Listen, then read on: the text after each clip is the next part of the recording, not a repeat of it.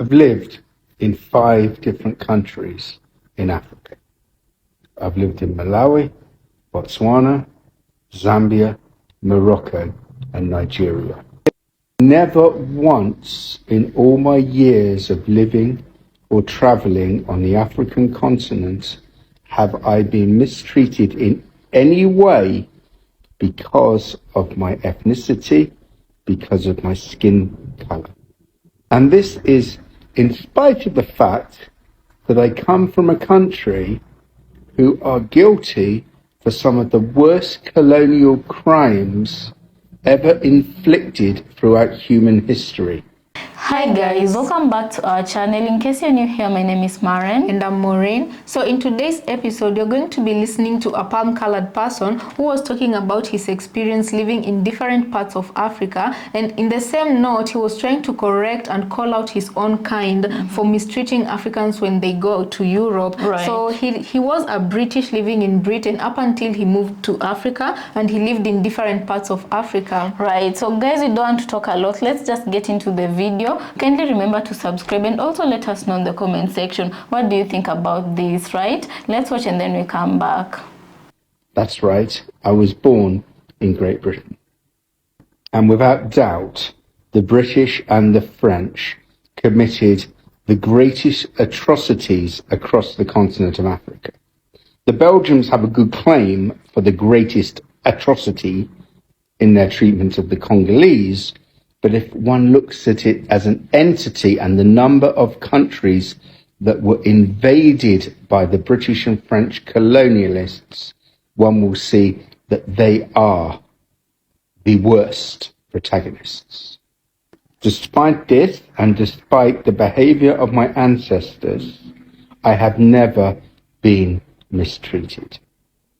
In fact, I have been welcomed warmly in all of the countries I have lived in or visited.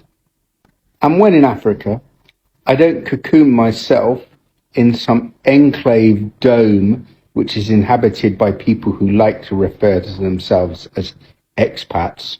I hate that term. But no, I integrate as much as possible within local society. I will go to a shebeen. I will go to any compound and experience life as it is for people in the country where I am based. So whether that's in the village, whether it's in the township, whether it's in the local bar, I will integrate, I will mix, and I am always made welcome. Now contrast that with the way many Africans are treated when they choose to live in the United Kingdom or France or other parts of Europe. The difference is incredible. The everyday racism experienced by African people on the European continent is a crime against humanity. Now, there are different types of racism. The most obvious is the day-to-day experience that an African will have whilst living in parts of Europe. The name calling, the staring, the subtle discrimination. And for many Africans, they will just brush it off because it is so common that they just get used to it, sadly. Worse, though, is the institutional and structural racism that Africans have to abide with. The restrictions on their movements. The fact that most passports emulating from the African continent will only allow Africans to travel visa-free to a handful of countries. And most of those will be other African countries or countries in the Caribbean. And moreover, the difficulty that Africans have finding work in Europe is unimaginable. People who are qualified as doctors, accountants, lawyers, university lecturers, nurses, teachers do not have their qualifications and experiences recognized by most European countries. I know many people from Africa working in various parts of Europe as security guards or as care assistants when back home they had highly skilled professional jobs. But that experience is rarely recognized when they come to Europe, unless they come as part of a transfer with an existing company. But if they come because they've migrated to Europe, their chances of accessing the sort of job which they are eminently capable of is slim.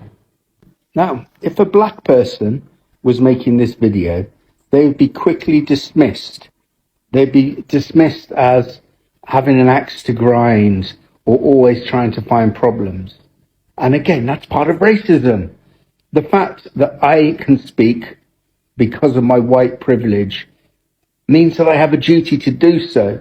Not because I'm married to an African woman or because I have many African friends, but because I like to think I'm a decent human being who appreciates the value in every person on our planet.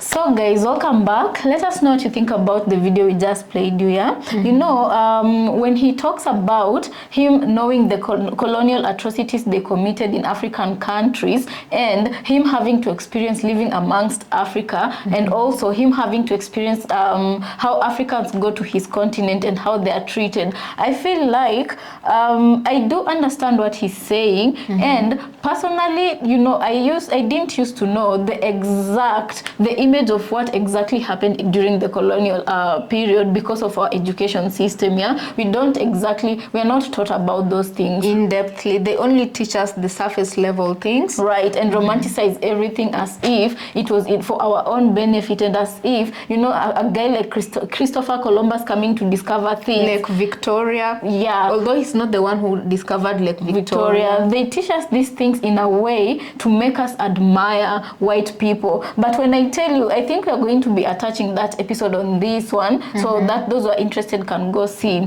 We looked into old documentaries of exactly what it is they used to do in African countries, but we decided to focus on Kenya. So we looked, and the information we found there, just it made me feel like, how can a human being harbor such cruelty towards another person just because they think they're superior? You know what I'm saying? And another good example I can give is the movie from South Africa, Sarafina, the movie that depicted colonial times and apartheid times during in South Africa during the colonial times. Yeah, right. And right now I can say we do actually appreciate people like him for coming out and acknowledging their parts and actually saying that there has to be a change within the palm-colored community on how they address certain issues, especially when it comes to black people. Yeah, and because he says that because he's white, he knows that he has certain privileges that black people don't, and that is why he's using his voice so that he can be heard when he says they treat people badly compared to how when they come to our countries, how they are treated. Yeah, and they can for sure confirm that